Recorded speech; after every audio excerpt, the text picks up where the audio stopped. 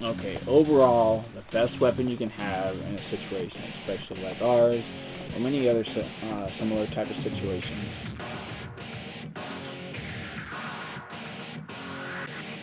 Number one, the best weapon to have overall is a Glock. 9mm, 40, 45, whatever one you prefer. As long as you have the ammo available, use it. 9mm we choose mainly because you can get this in bulk, cheap, and of course it's effective against zombies among other things. I do recommend you get one of these because they're durable, easy to find parts, do not wear out easy, and they're low maintenance. Top weapon to get is a Glock.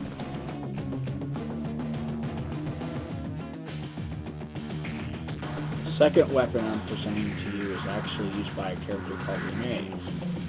This is a VZOR 32 auto caliber pistol. This is very slim. It is accurate, but it does have a tendency to jam, and the parts are hard to come across. And the mags are kind of difficult to re-stress, so they don't dull out and not beat right. But overall, for a cheap weapon, this is pretty good as long as you can get the ammo for it. It isn't that heavy. It is extremely accurate. Buy one if interested. It's a low recoil. Works fine.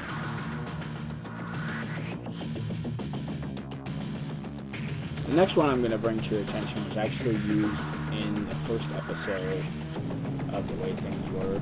It was originally what my character carries. It's a Hellwang 9mm. It is a fairly good pistol. It's really hard to get parts for it. Really hard to get mags for it. Really hard to get about anything for it, but if you already have one, set it up, then you don't have to worry about it. It does do the job. It is fairly accurate. It's slim, so it's not bulky. I do recommend getting if you already have one. Don't go out and purchase it because you're spending close to the amount of an actual Beretta 92 FS. The only difference is basically slimmer grip. 92 is much fatter grip, but it's a lot easier to get parts for 92.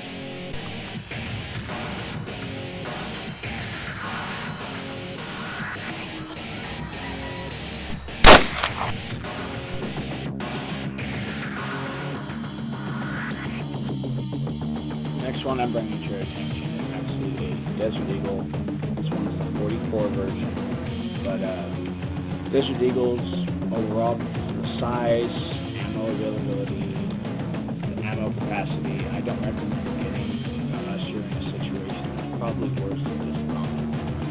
But overall, if you like this type of gun, go for it. But overall, it's not practical.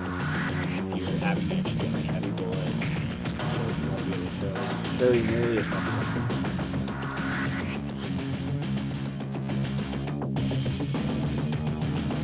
Next one I'm going to bring to your attention is actually one that I built myself, and a character Brandon Orwell uses in the series, and that is a bullpup 1022 rifle.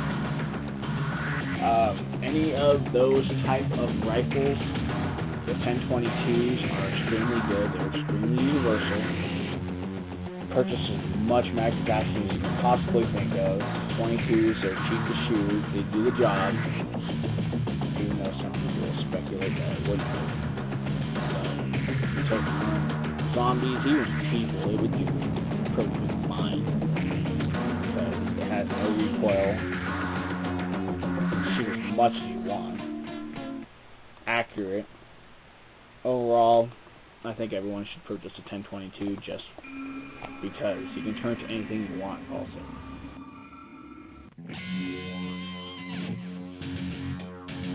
Here's another one that's the most recent purchase that I'm not finished building yet. It's a Tech 9. Buying this, actually, this one works flawless. I've heard that they have jamming issues, but so far I haven't had any bad luck with this. It is a somewhat heavy pistol. I did modify it to hold a flashlight and to hold a laser, all of that. Mags are extremely cheap to get, especially since some of them are more expensive, like if you go for anything HK, mags are extremely expensive. This is definitely something you would go for if you design especially like this, if you don't want to go trigger happy zombie situation. Has 32 mags, standard tech mag, and overall it's a fun gun. I enjoy it.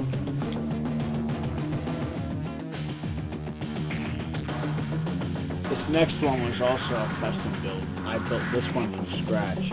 My character ended up using it a bit later in the films, but all it is a Mossberg 500.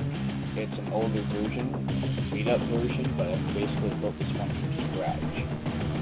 But overall, close encounters, going through home invasions, this one works perfect. Overall range really sucks because it's cut off, but overall, always a fun gun.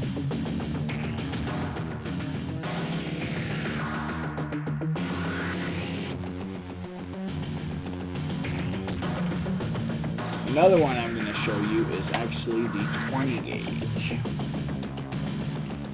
one, I don't know if I can get this one off the film, but overall 20 gauge will do a little bit less power than the 12 gauge, but will still get the job done even with birdshot.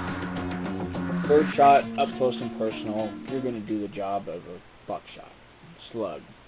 You're doing the same damage up close and personal. This one has a little bit more range than the 12 gauge because of the longer barrel. But overall, these are cheap to get. Purchase one, especially if you have someone that's afraid of recoil. Get one.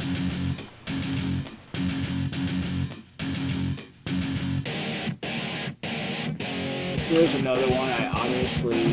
This one is not real, but the MP5, realistically, if the zombie situation comes up and I will find one off of anyone that has died or some gangster,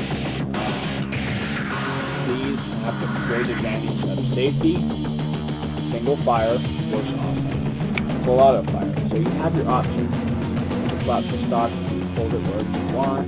It's perfect for lightweight. But overall, MP5, what can I say? It's MP5.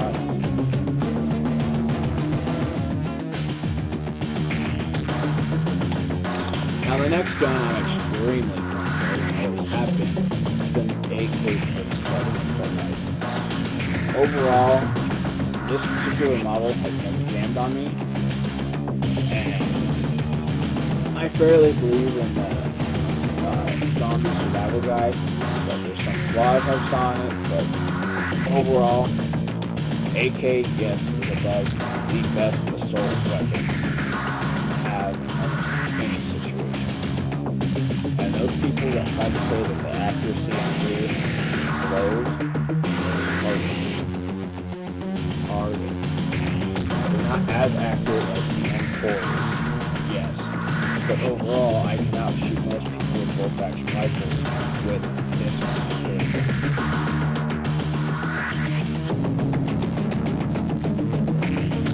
Another zombie scenario that may require you to be high or maybe running many of them.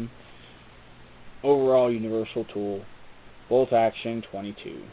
This is technically all you would need in any kind of survival situation. Like desert, forest, anything like this, just to kill whatever game you want to get.